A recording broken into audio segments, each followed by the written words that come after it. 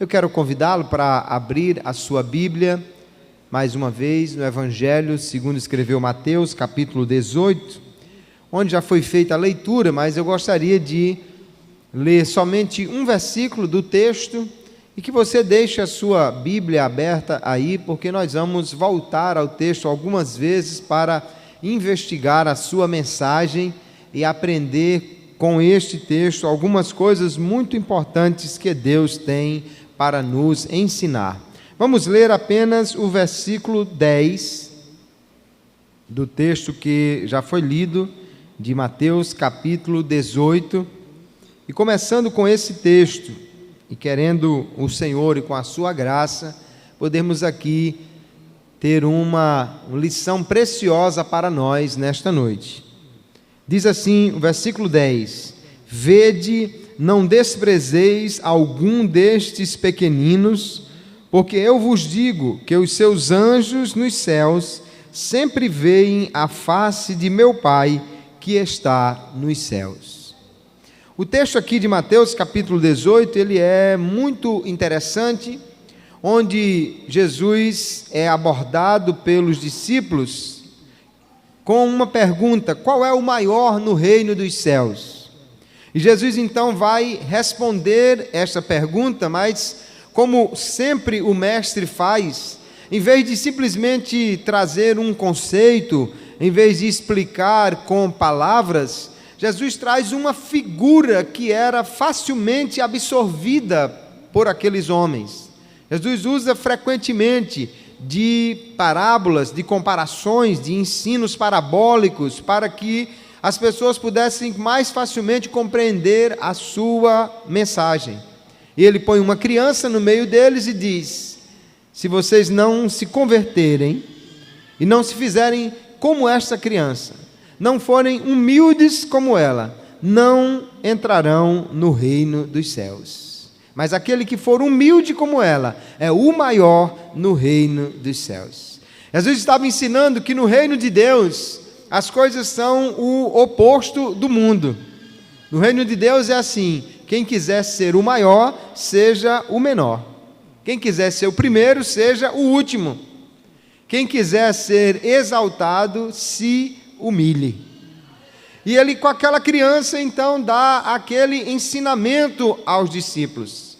E ele continua dizendo, em seguida, sobre a importância que tem para Deus qualquer um dos seus filhos. Jesus disse: olha, esses pequeninos que creem em mim, se alguém fizer tropeçar um desses, é melhor que pegasse uma pedra de moinho. E aí nós vemos que na época de Jesus não havia, obviamente, os moinhos como nós temos hoje. Aliás, hoje já pouco se usa moinho, porque você compra já a farinha, o farelo de milho, o que você precisa comprar, você já compra moído, preparado, né? Mas quem morou no interior, e talvez ainda hoje em muitas casas, se usa o moinho para moer a carne, ou o milho, ou outro material. Naquela época, isso era feito através de duas pedras. Pegavam-se duas pedras, uma sobre a outra, havia uma abertura na pedra de cima, e uma pessoa então podia girar aquela pedra, e uma pedra passando sobre a outra ia esmagando aqueles grãos e então triturando, fazendo aquela massa para ser utilizada. Só que haviam tamanhos pequenos de moinhos que podia ser feito com uma mão, uma pessoa em casa podia fazer. Mas esse moinho que Jesus se refere aqui não é um moinho pequeno usado em casa. Literalmente, a pedra de mó, a mó de azenha que está aqui no texto, é uma pedra grande, um moinho grande, vamos dizer assim, num modelo industrial, que teria que ser movimentado por um jumento. Literalmente, aqui a pedra diz, uma pedra de jumentos. No original diz que era uma pedra de jumento, ou seja, que um jumento era utilizado para movimentar uma pedra sobre a outra.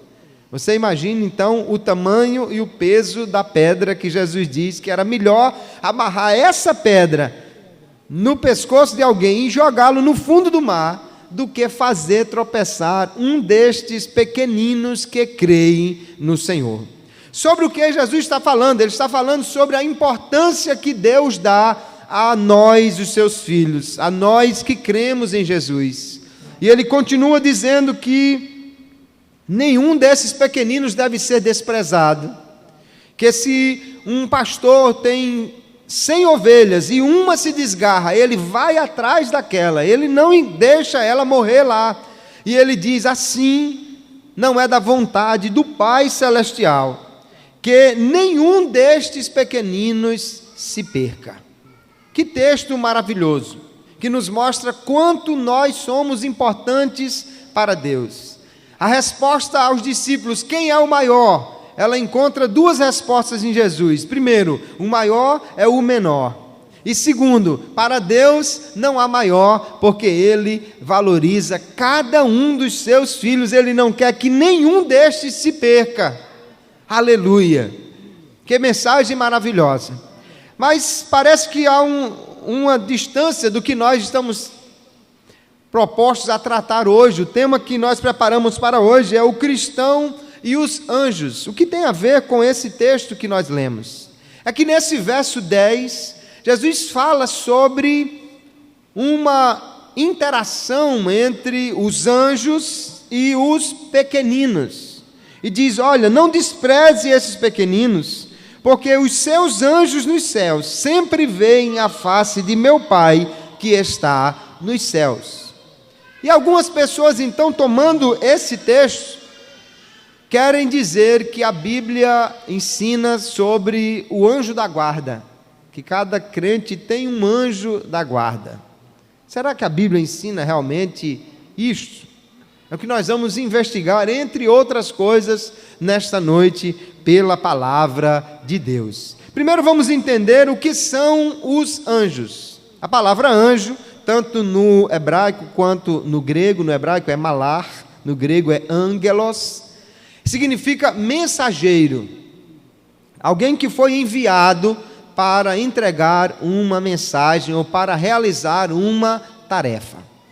E esses seres espirituais, os anjos, foram criados por Deus acima da humanidade e são divididos hoje basicamente em dois grupos. Os anjos bons, que obedecem à vontade de Deus, e os anjos maus, que desobedeceram a Deus, perderam a sua condição de santidade e agora são inimigos de Deus e do seu povo. Os anjos, portanto, são seres espirituais, não pertencem à mesma classe que os homens. Eles não se reproduzem, eles foram criados de uma só vez como um exército. Aliás, a Bíblia chama os anjos de exércitos dos céus. E cada espaço que existe nesse planeta, ele também é visitado, povoado por anjos, tanto os bons quanto os maus. E nós então vemos que a Bíblia, ela nos ensina um pouco sobre estes seres, embora não de uma maneira tão completa. Por quê? Porque os anjos são um assunto periférico na Bíblia. Qual é o assunto central da Bíblia? É o plano de Deus para salvar a humanidade. Esse é o assunto central da Bíblia. Como os anjos não são agentes de salvação, como eles não morreram para salvar ninguém, como eles não têm uma atividade direta na salvação, então eles são tratados de maneira superficial. Este assunto não é o assunto central da Bíblia, mas ainda assim nós encontramos bastante informações para nosso conhecimento. E a Bíblia então vai nos falar um pouco sobre este relacionamento que há entre homens e anjos, para nós podermos entender sobre este assunto. A maioria das pessoas acredita na existência e no serviço dos anjos. Na época de Jesus, havia um dos partidos religiosos, chamado os saduceus, que não acreditavam nisso. Atos capítulo 23, o verso 8 diz: porque os saduceus dizem que não há ressurreição, nem anjo, nem espírito, mas os fariseus reconhecem uma e outra coisa. Os saduceus eram um grupo bastante materialista, formado principalmente pela elite dos sacerdotes, dos que estavam mais interessados na política da época, e eles, portanto, muito materialistas, não eram muito dados às coisas espirituais. Os fariseus, formados mais por escribas e doutores da lei, na lei aprendiam sobre os anjos, e há muitas referências no Antigo Testamento a eles, e portanto criam nestas coisas. E hoje a maioria das pessoas, se você sair pela rua e perguntar se elas acreditam na existência de anjos, elas dirão que sim. O problema é que muitas vezes essas pessoas acreditam de uma forma equivocada. Alguns falam de relacionamento direto, relacionamento em nível pessoal entre os homens e os anjos. Então algumas pessoas por aí ensinam que você tem um anjo, algumas até estimulam que você troque o seu anjo por um outro anjo mais forte. Outras pessoas ensinam que você pode conversar com o seu anjo. Outras até ensinam que você pode orar ao seu anjo e pedir alguma coisa a ele. Outros até são ensinados a dar ordens ao seu anjo.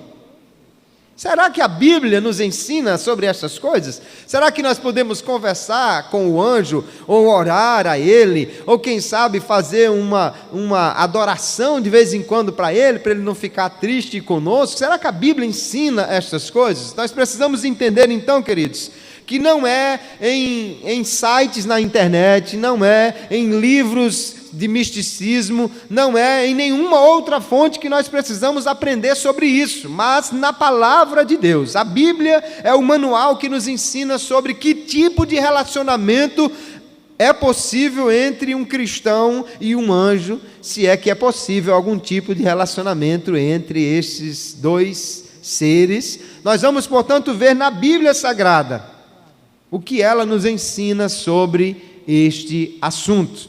E aí nós vamos ver que os homens e anjos, de fato, têm algumas coisas que são parecidas. Por exemplo, tanto os homens quanto os anjos foram criados por Deus. Assim como os homens, os anjos também são criaturas de Deus. Só que foram criados em momentos diferentes. E foram criados com propósitos diferentes. E foram criados com natureza diferente. Mas Deus criou homens e anjos. Gênesis capítulo 1 nos fala quando Deus criou os homens. E criou Deus o homem à sua imagem, a imagem de Deus o criou, macho e fêmea os criou. Já quanto aos anjos, a Bíblia diz que eles não se casam, não se dão em casamento, portanto eles não se reproduzem. Os homens foram criados assim, Deus criou um homem, depois fez uma mulher para ele e disse: agora vocês se multipliquem. Os anjos Deus criou todos de uma vez e eles não se reproduzem, portanto não aumentam e nem diminuem no seu número.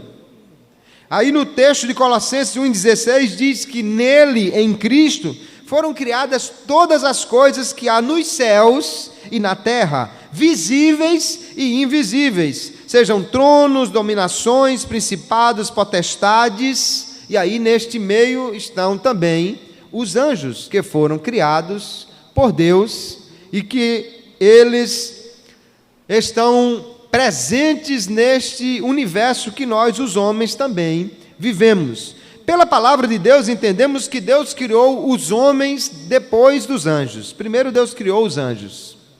Porque lá no texto de Jó, Jó capítulo 38, quando Deus diz que estava criando a terra, ele diz que os filhos de Deus, no verso 7, rejubilavam. E os filhos de Deus aqui, então, são os anjos. Os homens não tinham sido criados ainda. Os anjos, então, foram testemunhas da criação da terra. Ou seja, entendemos por esse texto que Deus criou os anjos num momento qualquer. E aí você pode entender que os anjos são imortais, eles não morrem, são seres espirituais imortais. No entanto, eles não são eternos, ou seja, eles passaram a existir num determinado tempo. Deus os criou. Eles não são como Deus, que é eterno, ou seja, Deus não tem princípio e não tem fim. Não houve ninguém que criou Deus. Deus é um ser autoexistente. Agora, os anjos foram criados por Deus. Depois Deus criou os homens. E a palavra de Deus diz, e aqui o escritor aos Hebreus, no capítulo 2, versos 6 e 7, citando o Salmo 8, ele diz que Deus criou os homens, e ele diz: que é o homem para que dele te lembres, ou o filho do homem para que o visites. Tu o fizeste um pouco menor do que os anjos, de glória e de honra o coroaste, e o constituísse sobre as obras de tuas mãos. Então Deus criou os homens um pouco menor do que os anjos. Os anjos, portanto, são mais fortes, mais ágeis, ou seja, eles são superiores aos homens em muitas coisas. No entanto, os homens têm uma vantagem sobre eles, é que eles são tornados filhos de Deus quando recebem Jesus como seu Salvador e têm direito à morada com Deus no céu para sempre. Agora, o que a Bíblia nos diz, nos mostra, é que Deus não deu aos homens uma comunicação com os anjos, e nem mesmo uma percepção, uma consciência da presença deles. Certamente há anjos nesta noite aqui, mas nós não vemos, nem sentimos, apenas acreditamos pela palavra de Deus que nos diz que eles estão ministrando, eles estão a serviço dos que vão herdar a salvação. Nós, portanto, não fomos criados para ter comunicação com estes anjos, nem sabemos aonde eles estão ou quantos são. O que nós, porém, entendemos é que eles estão por aí e eles observam os homens. Nós estamos na presença deles. Paulo escreve a Timóteo dizendo que as mulheres devem usar véu por causa dos anjos. Jesus disse que os anjos se alegram quando um pecador se arrepende. Então os anjos estão presentes neste universo dos homens. No entanto, nós, os crentes, um dia vamos julgar os anjos. Não vamos explorar cada um desses textos porque o tempo não nos permite. Os irmãos depois podem com calma ver, acompanhar no YouTube o vídeo, né? E aí vai lá dando pausa e vai lendo cada versículo que você pode ver grande parte desses textos. Ainda vemos que entre os homens e os anjos há uma diferença. No Antigo Testamento, assim como o texto de Jó 38 que lemos, os anjos são chamados de filhos de Deus e os homens são chamados de servos de Deus. Mas quando chegamos no Novo Testamento, agora os homens é que são chamados filhos de Deus e os anjos são chamados de servos de Deus. Aí já entendemos que estamos avançando em direção à comunhão com Deus. Os anjos são seres espirituais, como já vimos, portanto eles são invisíveis. No entanto, eles podem se tornar visíveis aos homens. Os anjos que há aqui nós não vemos, mas na Bíblia vemos muitas vezes os anjos aparecerem aos homens, como por exemplo lá em Gênesis capítulo 19, quando ele aparece a Agar, em Marcos capítulo 16, quando ele aparece às mulheres na ressurreição de Jesus, Atos capítulo 5, quando ele livra os discípulos da prisão, no capítulo 12, quando ele solta Pedro também da prisão. Em muitas e muitas passagens vemos aparições angélicas, onde eles aparecem aos homens. Mas muitas vezes eles estão presentes e não são percebidos. Por exemplo, lá em Números, no episódio de Balaão, o anjo estava lá, na frente dele, com a espada, e ele não se apercebeu, ele não viu. Deus permitiu, por sua graça, que a jumenta visse o anjo, e a jumenta foge do anjo, e o anjo para de novo na frente, e a jumenta foge de novo, e o anjo termina parando num corredor. Os irmãos já viram um corredor no interior, que tem uma cerca de um lado, uma cerca do outro, e tem aquele corredor que dá acesso à água para os animais, não tem para onde passar, a não ser ali. O anjo ficou no meio do corredor, e a jumenta disse: agora pronto. Aí ela começou a se espremer na cerca, imprensando o pé do profeta, e o camarada já estava querendo dar na jumenta. Aí Deus, por graça, permitiu que ela dissesse: meu amigo, está aí o anjo, se você prossegue, ele lhe mata. Eu estou parafraseando a jumenta. E aí Deus abriu os olhos e ele viu, ou seja, o anjo estava ali, mas ele não via. E a palavra de Deus nos diz que nós devemos até ter o cuidado com a hospitalidade, e explica o escritor aos Hebreus, porque por causa da hospitalidade, alguns, sem saber, hospedaram anjos. Há situações que nós não percebemos que é um anjo, mas que Deus envia alguém para nos ajudar. Ainda a semana passada eu estava conversando com um dos nossos coordenadores de setor aqui na capital. Não vou declinar o nome dele, não porque tenha nenhum problema, mas porque eu não pude conversar com ele para pedir autorização para relatar o seu nome. E ele disse que estava fechando um negócio de uma venda de um imóvel, e foi no banco com a pessoa que iria comprar para ali fazer a transferência. Mas ele disse que o banco estava lotado. E apesar de ele ter pego uma ficha preferencial, tinha ainda muita gente na frente dele.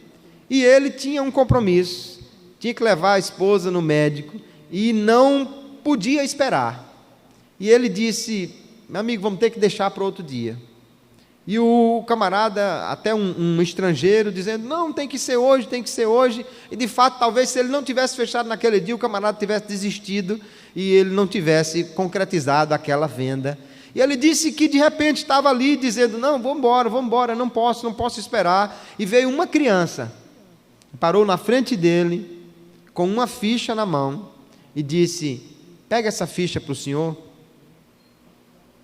E ele disse: mas por que você quer me dar essa ficha? Ela disse: pega essa ficha para o senhor. Mas por quê? Pegue essa ficha para o senhor. E ele pegou aquela ficha. E quando pegou a ficha, o camarada do lado disse: conhece essa criança? Não. E que ficha é? A ficha tinha uns 50 números na frente da que ele estava. E ele disse: olha, rapaz, assim nós vamos adiantar muito. E quando ele procurou a criança para agradecer, não encontrou mais. E procurou no banco, não encontrou mais aquela criança dentro do banco. Você pode dizer que é outra coisa, mas eu acredito que foi um anjo de Deus. E aí ele disse que não deu nem 2 minutos, chamaram a ficha que a menina deu para ele. Agora, tente entender, onde é que uma criança vai diretamente a ele, entrega uma ficha com insistência, e era exatamente uma ficha preferencial, num número bem mais adiantado do que o dele, para que ele fosse chamado mais perto. Eu creio que os anjos, a exemplo do que diz a palavra de Deus, eles ministram aos santos. E aí o texto diz: sem saber, teve gente que hospedou anjo. Eu poderia citar muitos outros exemplos, mas o tempo não nos permite. No entanto, é preciso apenas entender que os anjos estão presentes no nosso mundo, embora nós nem sempre os enxerguemos. E aí, quando olhamos essa relação, essas coincidências entre homens e anjos, vemos que homens e anjos são criaturas e, portanto, foram criados para adorar ao Criador. Os homens adoram a Deus, os anjos também adoram a Deus. Nós podemos ver quando eles apareceram aos pastores lá em Belém, e eles louvavam a Deus, eles adoravam a Deus, glória a Deus nas alturas. E em muitas outras ocasiões, Isaías vai ver os querubins adorando a Deus, dizendo: santo, santo, santo é o Senhor dos exércitos, e toda a terra está cheia da sua glória. No entanto, queridos, homens e anjos não devem ser adorados. Quando João estava naquela visão lá em Apocalipse, e ele viu um anjo, e deve ter ficado impressionado com aquela visão, e ele quis adorar o anjo, tanto no capítulo 19 como no capítulo 22 de Apocalipse, o anjo diz, olha, diz aí o texto, olha, e eu lancei-me a seus pés para o adorar, mas ele disse-me, olha, não faças tal, sou teu conservo e de teus irmãos que têm o testemunho de Jesus, adora a Deus, porque o testemunho de Jesus é o espírito de profecia. O anjo recusou a adoração. E aí já entendemos que os anjos bons, os anjos que servem a Deus, os anjos que obedecem a Deus, não aceitam adoração. Se tem algum anjo por aí aceitando adoração, ou oração, ou qualquer outro tipo de coisa, desconfie desse anjo. Porque os anjos que servem a Deus, nós já vemos que eles não aceitam serem adorados. Porque entendem que o único digno de adoração não é nenhuma das suas criaturas, mas é o Criador, que é bendito para sempre. Amém, aleluia. O Criador é bendito e deve ser adorado. Paulo fala, inclusive, numa época lá na igreja primitiva, que na cidade de Colossos se cultuava os anjos, e ele proíbe isso também. Colossenses 2,18, ele diz: ninguém vos domine a seu bel prazer, com pretexto de humilhação e culto dos anjos, metendo-se em coisas que não viu, estando debalde inchado na sua carnal compreensão. Ele diz que o culto aos anjos é algo carnal, não é algo espiritual. Portanto, ninguém deve adorar, ninguém deve cultuar, ninguém deve dirigir orações aos anjos, porque eles não foram criados para serem adorados, nem há comunicação com eles. O que os anjos fazem, então, em relação aos homens? Eles atendem orações? Não. Eles recebem culto? Não. Eles recebem adoração? Não. O que eles fazem então? Eles ministram aos homens. Em muitas ocasiões nós vemos isso. Eles protegem do perigo. Salmo 91, o Senhor mesmo citou, dizendo: aos seus anjos dará ordem. Aliás, Satanás foi quem puxou a conversa. Aos seus anjos dará ordem ao teu respeito, para te guardarem no teu caminho, que não tropeces com o teu pé em pedra. Em muitas ocasiões, como lá na saída de Ló, de Sodoma, os anjos livraram. Também livram os homens dos seus inimigos. Em muitas ocasiões, vamos ver, e o salmista diz no Salmo 34, e verso 7, o anjo do Senhor acampa-se em redor do que os teme e os livram. Nós temos os anjos encorajando os homens nas suas provações, como por exemplo Agar lá no deserto, Elias quando estava lá no zimbro. Eles orientam, trazem orientações da parte de Deus. Vamos ver os anjos orientando Zacarias, orientando José, orientando tantos outros, e eles enfim ministram aos salvos. Se nós quisermos simplesmente resumir o trabalho dos anjos em relação aos homens, podemos citar Hebreus 1,14, que diz: não são porventura todos eles espíritos ministradores, enviados para servir a favor daqueles que hão de herdar a salvação? Então aí está o que os anjos fazem em relação aos homens. Eles vêm de Deus, eles são espíritos enviados de Deus para ministrar aos homens. Não devemos adorá-los por isso. Eles são tão servos de Deus como nós somos. Eles são também criaturas de Deus como nós somos, e estão dispostos a servir a Deus como nós devemos estar também. Glória a Jesus. E quando nós, então, aprendemos tudo isso, vemos toda essa informação que a Bíblia nos dá, voltamos ao nosso texto de Mateus capítulo 18. Então, existe ou não existe o anjo da guarda? Será que Deus designa, já que os anjos protegem, orientam, guardam, ajudam, já que eles são enviados para ministrar aos crentes, então será que cada crente tem um anjo da guarda? Bom, algumas pessoas acreditam então que as crianças, ou os cristãos, ou até cada pessoa desse universo tem um anjo que foi designado para protegê-lo em todo o tempo. Um anjo que fica vigiando enquanto ele está dormindo, um anjo que quando ele acorda vai com ele, que ele vai para o trabalho, ele vai com ele. E você for na internet aí, vai encontrar muitos vídeos que querem mostrar uma sombra na hora do acidente que livrou o camarada, uma sombra que aparece na hora. Ora, meu amigo, se os anjos estão invisíveis, não deixa rastro hora nenhuma. Não tem sombra na hora que o anjo se movimenta. Eles são seres invisíveis. Ou ele aparece, ou então ele não aparece. São seres espirituais, invisíveis. Será que a Bíblia mostra que há anjos que são designados para estar com cada crente? Bom, no texto de Mateus 18, que nós já lemos, no verso 10, Jesus diz: os seus anjos nos céus sempre veem a face de meu Pai que está nos céus. Mas vamos olhar esse texto e ver o seu contexto e as expressões que Jesus usa para nós entendermos se de fato ele estava ensinando isto que alguns querem dizer. Os judeus naquela época, eles acreditavam nisso, acreditavam que havia um anjo da guarda. Mas será que é disso que Jesus está falando aqui?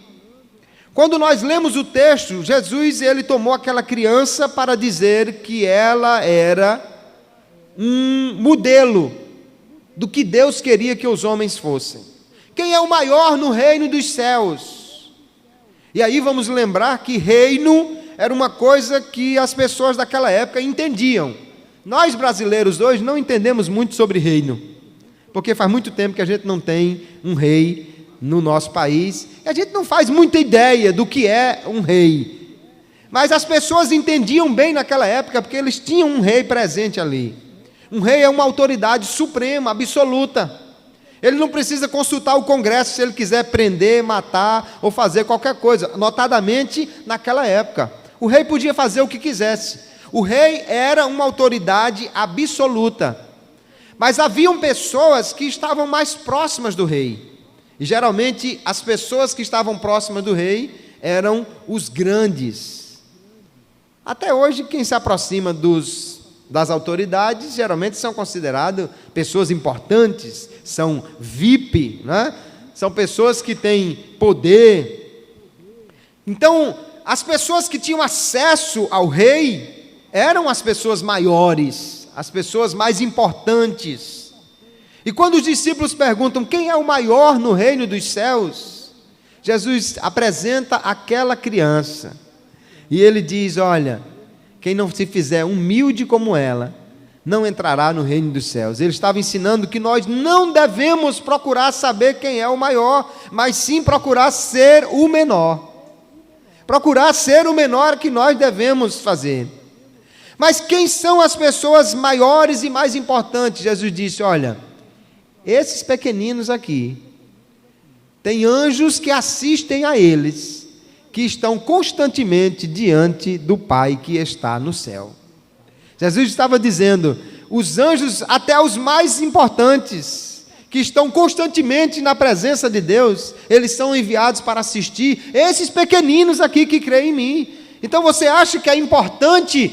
Porque lá no Antigo Testamento nós aprendemos, por exemplo, na história de Amã e de Mardoqueu, que honrar alguém, tornar alguém importante, era pegar um dos grandes do rei e mandar essa pessoa servir aquela outra. E aquilo faria daquela pessoa uma pessoa muito importante. Aí Deus diz assim, pois até os grandes anjos de Deus são enviados para servir esses pequeninos. E aí, você acha que é importante um pequenino desse? Por isso Jesus diz, não despreze nenhum desses pequeninos não. Mas o que Jesus estava enfatizando aqui, irmãos, não era outra coisa senão o cuidado de Deus com todos os seus pequeninos, inclusive através dos seres angelicais. Deus valoriza e cuida de cada um dos seus filhos. Aliás, o que Jesus queria dizer com pequeninos? E vamos ver que Jesus utilizou esse termo aqui pelo menos com dois sentidos. Primeiro, Jesus fala sobre criança. Verso 2, Jesus chamou uma criança. No verso 3 ele diz, se não fizerdes como criança. No verso 4 ele diz, se não se tornar humilde como esta criança. No verso 5 ele diz, quem receber uma criança. No verso 6 ele diz, quem escandalizar um destes pequeninos. Então pequeninos também está aí sendo usado para falar da criança. Mas em seguida Jesus dá uma outra qualificação, ele diz, os pequeninos que creem em mim.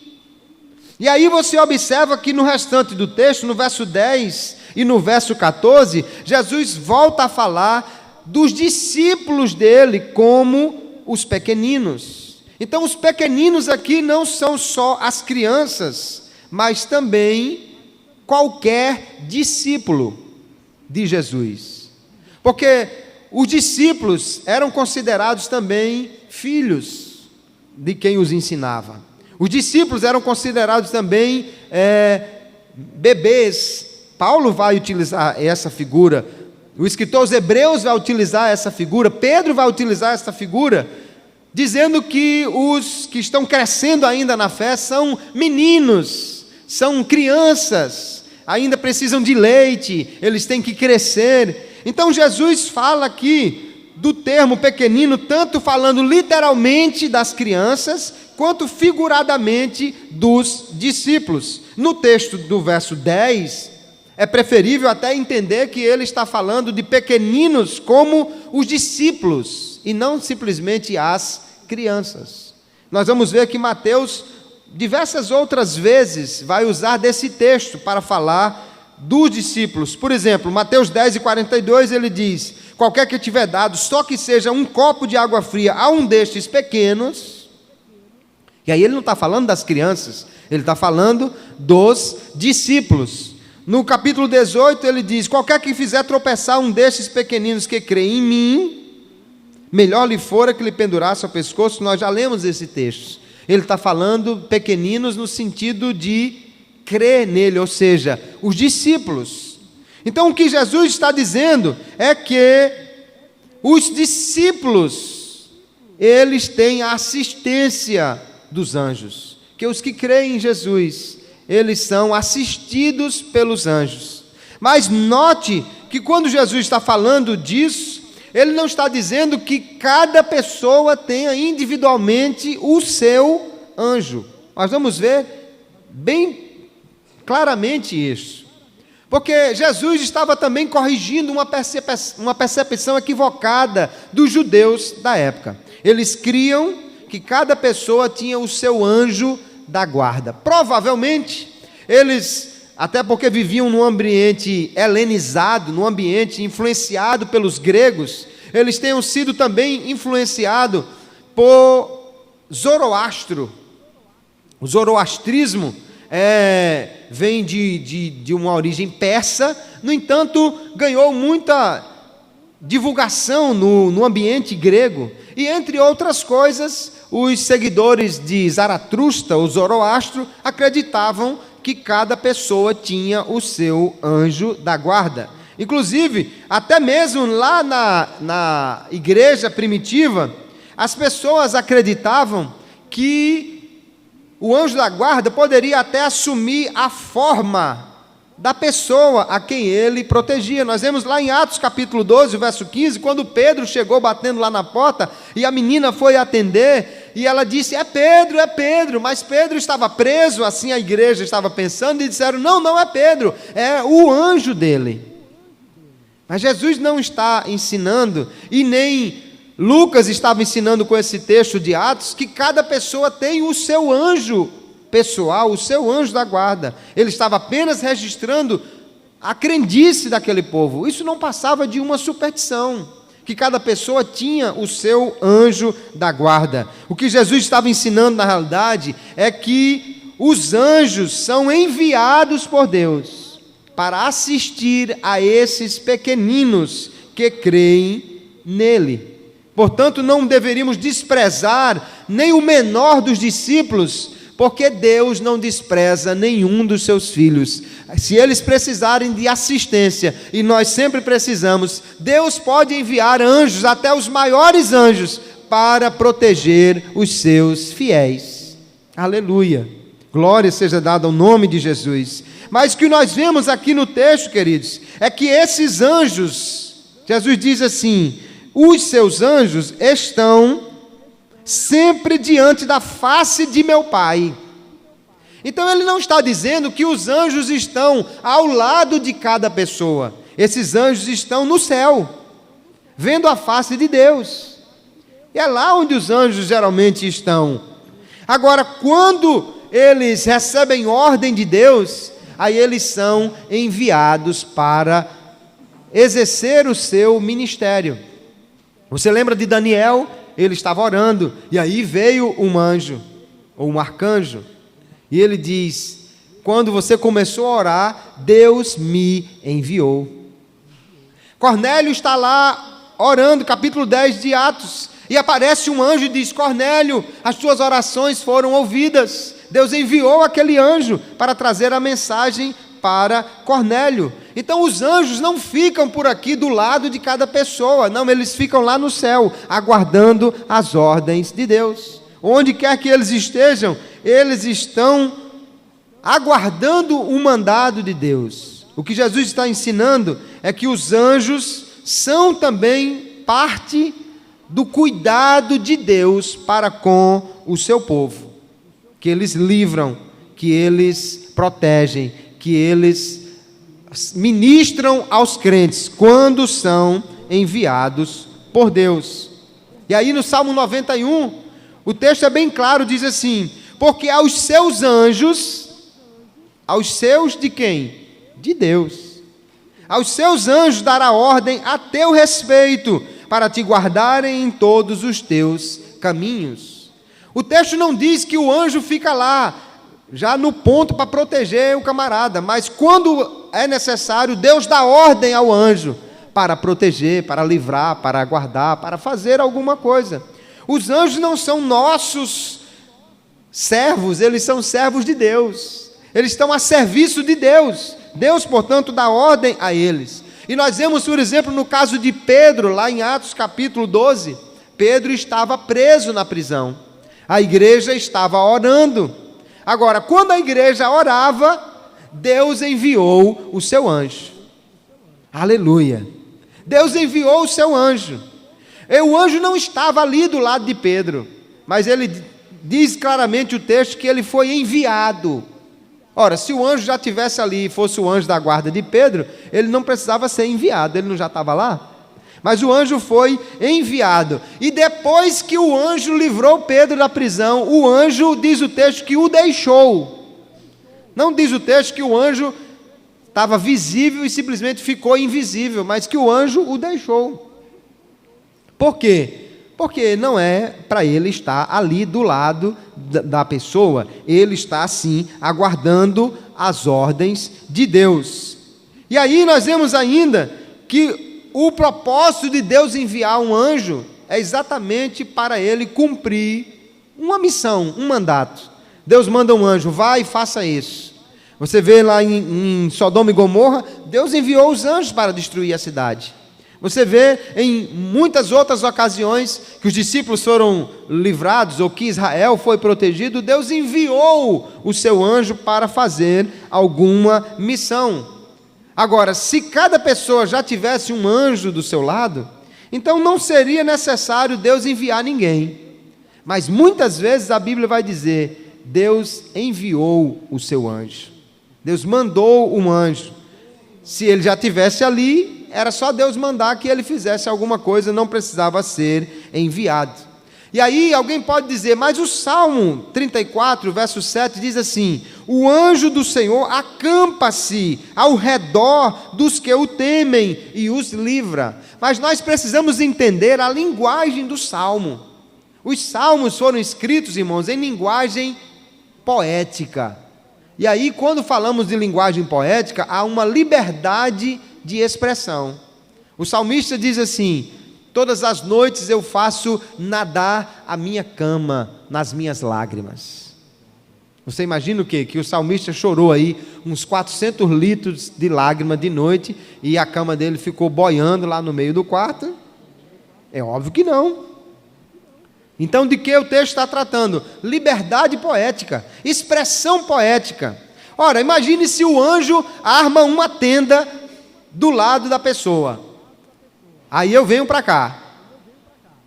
Aí o anjo desarma a tenda e arma ali daquele lado bem rapidinho. Aí eu venho para esse outro lado. O anjo desarma a tenda e arma do outro lado bem rapidinho. Aí eu pego o meu carro. Imagine o trabalho desse anjo, meu Deus do céu. Desarma a tenda, arma a tenda, desarma a tenda, arma a tenda. E eu vou a 90 km por hora e ele desarma a tenda e arma a tenda, desarma a tenda. Não é isso que o texto está querendo dizer.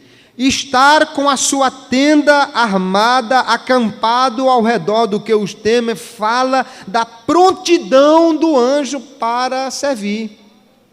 Fala exatamente de um exército que está acampado ali já próximo, e quando chega a hora de atacar, ele não vai ainda sair de casa, pegar o cavalo para ir onde está, não, ele já está acampado ali do lado, ele simplesmente vem e cumpre a sua ordem. Isso fala da prontidão para agir, e do cuidado permanente de Deus para com os seus fiéis, mediante esse ministério angelical.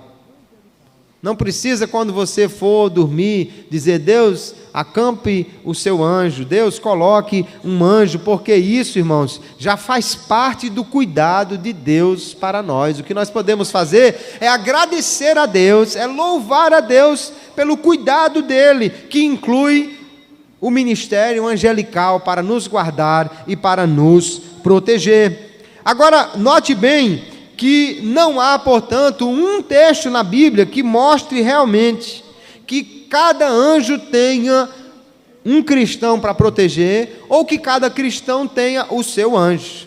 Inclusive, a Bíblia é muito econômica em dar nomes de anjos. Se você vai aí para a internet, tem uma relação enorme.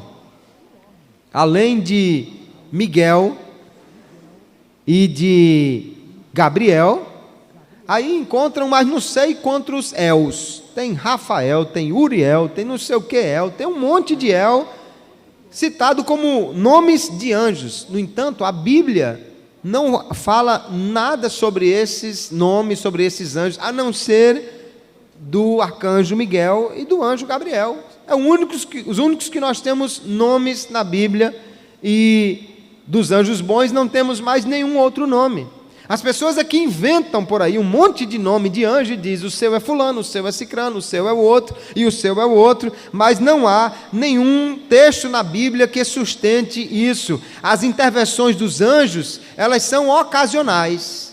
Quando Deus quer usar um anjo para livrar, Ele envia o anjo. Quando Deus quer usar um anjo para orientar alguém, Ele envia o anjo, e o anjo vem e cumpre ali aquela missão de Deus, e, portanto, há uma providência de Deus através desse ministério. Porque se existisse um anjo ao lado de cada crente, pronto para protegê-lo, então, de uma certa maneira, irmãos, esse anjo seria um intermediário de Deus. E outra coisa, as pessoas ensinam por aí a orar ao anjo. E olhe, há muitas religiões, inclusive religiões cristãs, igrejas cristãs, que ensinam de fazer a oração do anjo da guarda, como se nós pudéssemos pedir ao anjo alguma coisa. Mas a Bíblia é muito clara, e ela diz assim: porque há um só Deus e um só mediador entre Deus e os homens, Jesus Cristo, homem. O único a quem nós podemos dirigir as nossas orações é Jesus. Ele é o mediador entre Deus e nós. Se você quer pedir proteção a Deus, fale com Jesus. Se você quer pedir que Ele lhe guarde, fale com Jesus. Se você quer pedir uma orientação, fale com Jesus. Não fale com o anjo, porque ele nem atende oração e nem tem liberdade para fazer o que você pede a ele, não. Só há um mediador entre Deus e os homens, e o nome dele é Jesus. Aleluia. É a Ele que nós devemos orar, é a Ele que nós devemos buscar. Então, queridos, os anjos não estão um do lado de cada crente.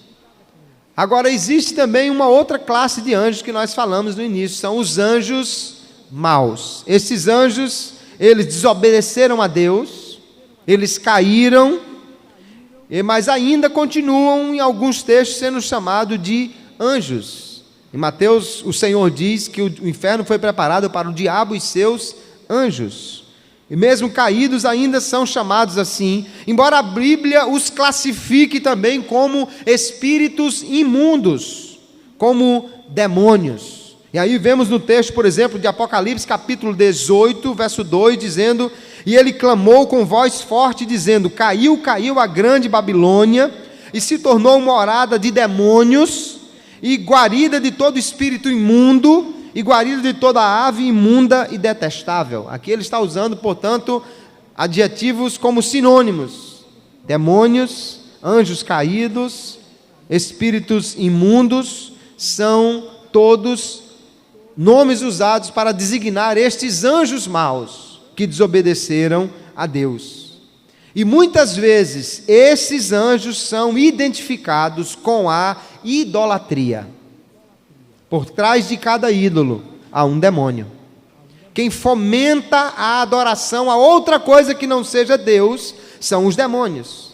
E aí então precisamos entender se há algum anjo por aí que está aceitando oração, adoração, ou está incentivando alguém a dirigir-se na sua adoração ou na sua oração a outro que não seja Deus. Esse não é um anjo bom. Os anjos maus é que são incentivadores da idolatria. Veja aí o texto de Apocalipse capítulo 9 e o verso 20, quando diz assim a palavra de Deus: os outros homens que não foram mortos por estas pragas não se arrependeram das obras das suas mãos, para deixarem de adorar aos demônios e aos ídolos de ouro, de prata, de bronze, de pedra e de madeira, que nem pode ver, nem ouvir, nem andar. E em muitos outros textos, alguns dos quais eu cito aí, estão escritos aí no slide, os demônios são associados com a idolatria. Se há algum anjo por aí que incentiva as pessoas a não adorarem a Deus, a não orarem a Deus, mas adorarem ao anjo ou orarem ao anjo, esse não é um anjo bom, esse não é um anjo servo de Deus, esse é um anjo caído. A Bíblia chama eles de demônios. É um espírito imundo. Eles é que têm interesse que os homens adorem outro que não seja Deus. Os demônios, esses espíritos imundos, portanto, são opositores da obra de Deus, batalham contra os santos, mas mesmo eles creem em Deus. Então, quando você vê um camarada aí dizendo assim: eu creio em Deus, não se preocupe não, porque até os demônios creem em Deus. Não basta crer em Deus. Eu morei uma época, quando morava na Paraíba, e na mesma rua, mais adiante, tinha um centro de adoração lá, que batia tambor a noite inteira, e o camarada abria lá os trabalhos dele, dizendo: louvado seja o nosso Senhor Jesus Cristo, ninguém pode mais do que Deus. Ele reconhece. E os demônios, queridos, eles creem em Deus, e tem mais, não só creem, como eles adoram. Embora eu vejo contra a sua vontade, né? Mas são obrigados a reconhecer: Deus é maior, Deus é o poderoso, o Criador é Ele, o digno de glória é Ele. E mesmo esses sendo inimigos de Deus, mas um dia todo joelho vai se dobrar e toda língua vai ter que confessar que Jesus é o Senhor, para a glória de Deus Pai. Aleluia! Nós temos que entender então que o único que é digno de adoração é Deus. Mesmo Satanás e seus anjos, eles têm que um dia adorar e reconhecer que Deus é maior. No entanto, eles hoje são inimigos. Aliás, desde que caíram, são inimigos de Deus e vivem constantemente lutando contra o povo de Deus. A Bíblia chama Satanás e os seus demônios de inimigos. Inimigos de Deus e inimigos de homens. Veja lá.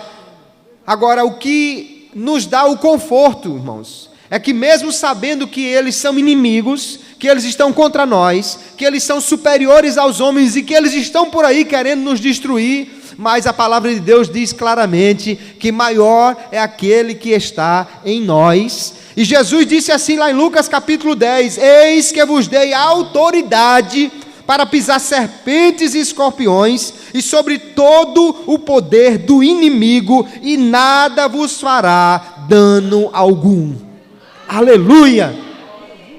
Eu sou menor do que os anjos, tanto os bons quanto os maus. Fui criado assim, mas hoje eu sou filho de Deus e tenho autoridade do nome dele. Aleluia. Eu tenho um cheque em branco e uma procuração assinada pelo Senhor dizendo: use, aleluia. E no nome do Senhor, nós, a igreja do Senhor, temos poder e autoridade contra o inimigo.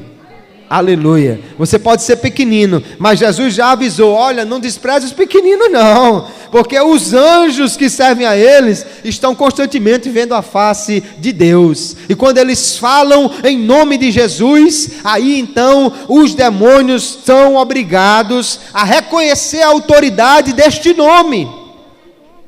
Lá em Atos capítulo 19 diz que os filhos de um sacerdote resolveram imitar Paulo, e chegaram a um homem endemoniado e disseram: olha, no nome de Jesus a quem Paulo prega, sai desse homem.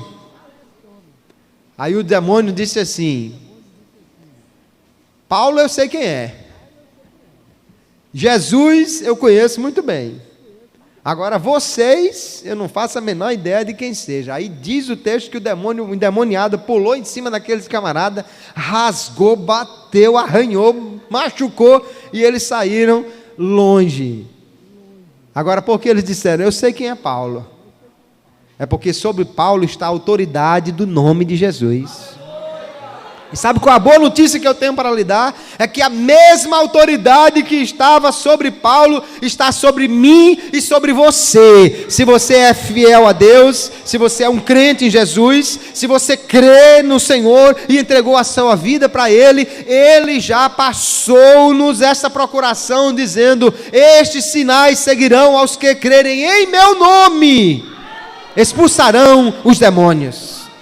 Porque Jesus já deu essa autoridade à sua igreja. Ele disse: eu lhes dou poder para pisar cobra e escorpião, e dou-lhes poder sobre todo o poder do inimigo. Aleluia. Nós não precisamos ficar preocupados, irmãos. Porque tem anjos por aí, maus e demônios e tal. Maior é aquele que está conosco, e o Senhor nos deu poder e autoridade sobre eles. Agora, eles são inimigos. E enquanto eles estiverem por aí e nós por aqui, eles são nossos inimigos e vão continuar nos tentando. Vão continuar nos tentando. Eu vejo crente aí, às vezes, querendo ensinar aos outros uma receita para fugir da tentação, para eliminar a tentação. Um dia eu estava escutando a Rádio Nordeste e alguém ligou para lá, e o apresentador do programa atendeu, e ele perguntando como faria para se livrar da tentação. Era, pelo visto, um novo convertido, estava sendo tentado. E o apresentador disse a ele assim: olha, faça um jejum de 3 dias, que o demônio vai bater em retirada. E eu escutando disse: esse negócio não vai dar certo. Jesus fez um jejum de 40 e o demônio ainda apareceu, como é que de 3 vai resolver? Não vai dar certo, irmão. Não há nada que você faça que o inimigo não lhe tente, porque ele é inimigo. Só tem um jeito, e que Deus guarde que ninguém queira fazer isso. Só tem um jeito de evitar a tentação do inimigo, é passando para o lado dele. Aí ele não vai mais lhe tentar, porque você já passou para o lado dele. Não faça isso em casa, e nem na igreja. Mas a Bíblia ensina a receita para vencer, para evitar a tentação não, mas para vencer ela diz: resisti ao diabo firmes na fé, e ele fugirá de vós.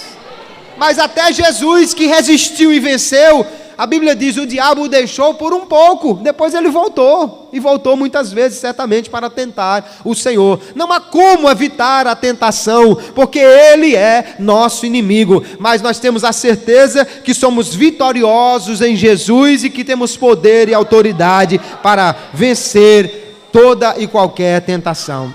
Então o que nós aprendemos, queridos, é que há seres angelicais reais por aí.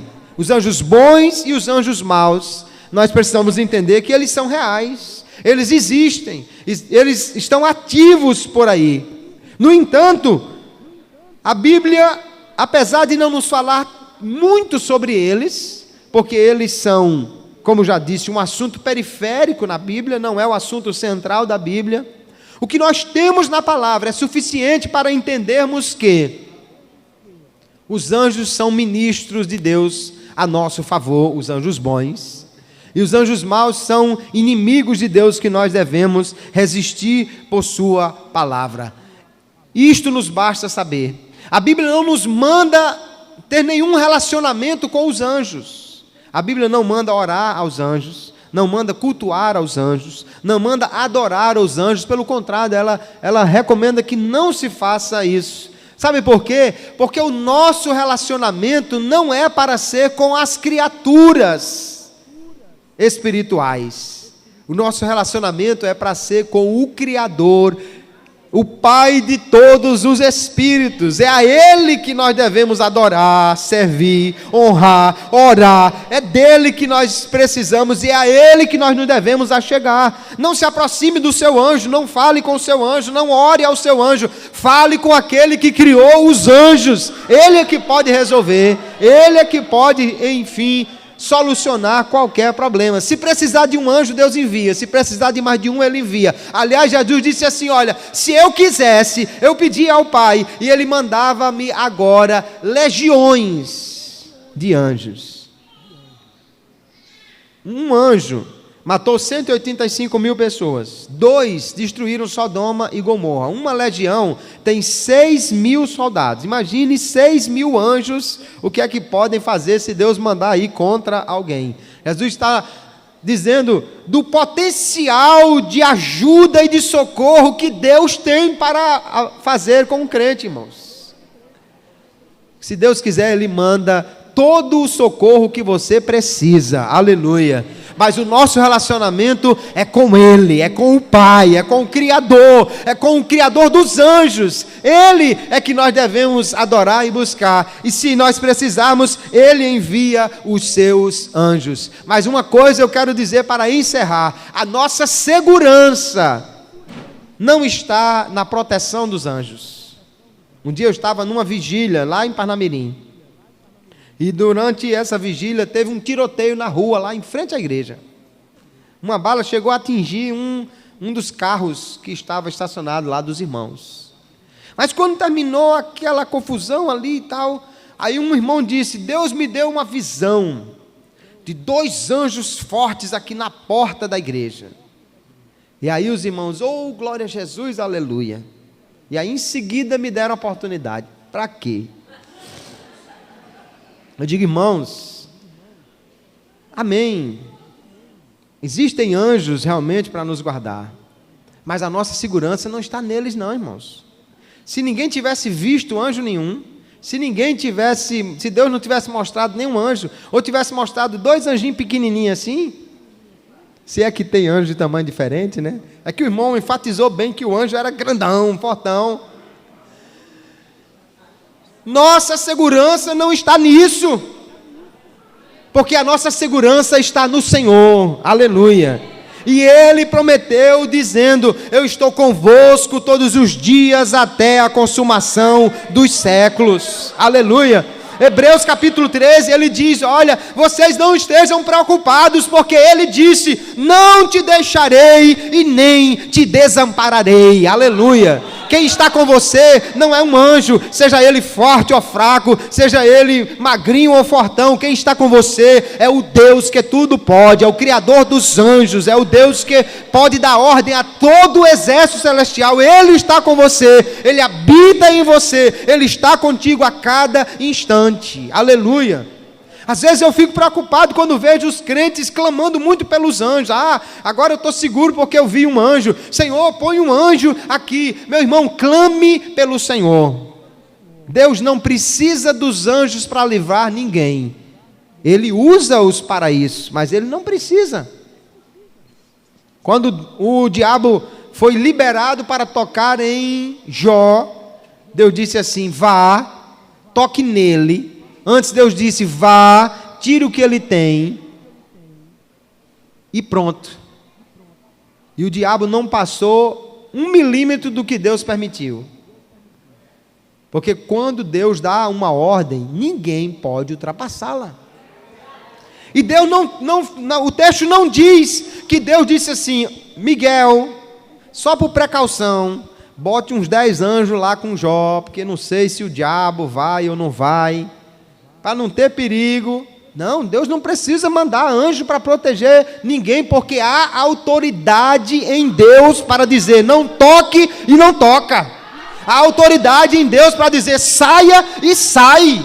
Aleluia! Há autoridade suficiente no Senhor para trazer proteção ao seu povo sem precisar de nenhum outro artifício. Eu louvo a Deus porque Ele manda os seus anjos, mas eu louvo muito mais a Deus porque Ele habita dentro de mim, está conosco, Ele é a nossa proteção, Ele é a nossa rocha, Ele é o nosso esconderijo. Estando nele, irmãos, nós estamos seguros. Aleluia!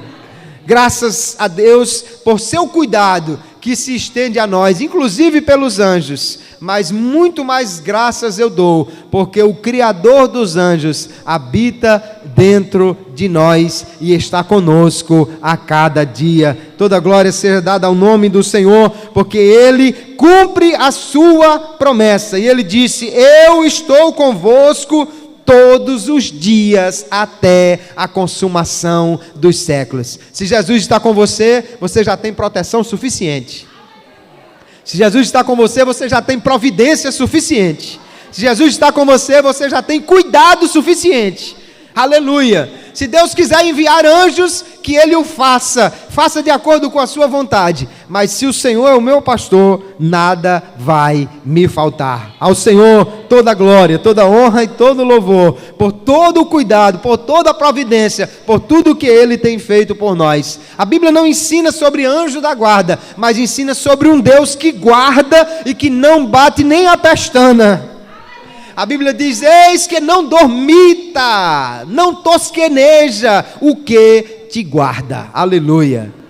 Não precisamos do anjo da guarda, porque o Senhor que nos guarda está conosco a cada dia. Que Deus nos ajude e que cada vez mais possamos compreender a sua palavra e aplicá-la ao nosso coração.